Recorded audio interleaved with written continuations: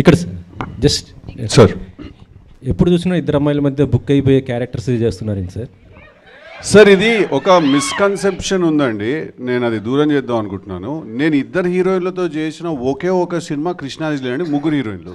ఇక వేరే ఏ సినిమాలో ఉన్నారండి? ఆ టిల్లు స్క్వేర్లో చిన్న కేమియో వచ్చేసి వెళ్ళిపోయింది అంతే. ఇంకెక్కడున్నాడు సార్ ఇద్దరు హీరో? ఇది రెండో సినిమా అంతే. ఇది అది ఎట్లా సార్ అది? అవునా కాదారా?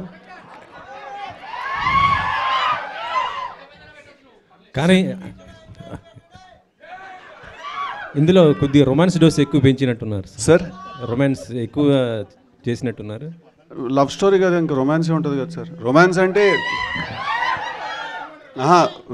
అంటే ఇంకోటి అర్థం చేసుకోవాల్సిన విషయం ఏంటంటే ఈ సినిమాలో కిసెస్ లేవు సార్.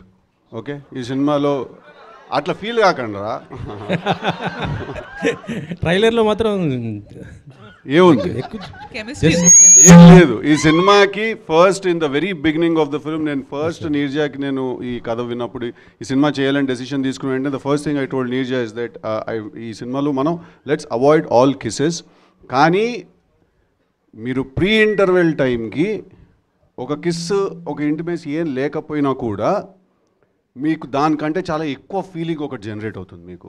సో అది మేము అచీవ్ చేద్దామని ట్రై చేసాం. అంటే ఒక ఫిజికల్ ఇంటిమేసీ చూపించకుండా ఎమోషనల్ ఇంటిమేసీ తోటి ఆ ఫీలింగ్ తీసుకురావడానికి ట్రై చేసాము. So sorry sir, coming back to your question, రెండే సినిమాలు సార్ ఇద్దరు హీరోలతో చేసింది. రెండోది సరే రాశి గారు 100% యూబైఏ సర్టిఫికేట్ ఇచ్చారా బాయ్? 100% ఫ్యామిలీ మూవీ ఇది. ఫుల్ ఇన్ఫ్యాక్ట్ ఫ్యామిలీస్కి అండ్ యూత్కి ఇద్దరికి నచ్చే ఒక ఇంట్రెస్టింగ్ బ్యాలెన్స్ ఉంది సినిమాలో. సారీ రాశి గారు, మీరు మొత్తం కూడా ఎక్కువ శాతం మెగా హీరోస్తో ఎక్కువ సినిమాలు చేశారు. ఇప్పుడు నెక్స్ట్ మళ్ళీ పవన్ గారితో చేస్తున్నారు ఉస్తాద్ భగత్ సింగ్. ఎలా ఉండబోతుంది మీ క్యారెక్టర్? ఎలా ఉండబోతుంది? దాంట్లో మంచి మాస్ సాంగ్స్ కూడా ఉన్నాయంటున్నారు కదా. సినిమాలో ఆ సినిమాలో మీది పవన్ గారితో చేసేది అప్పుడు మాట్లాడుకుంటాం ఆ సినిమా గురించి. Siddhu okay sir.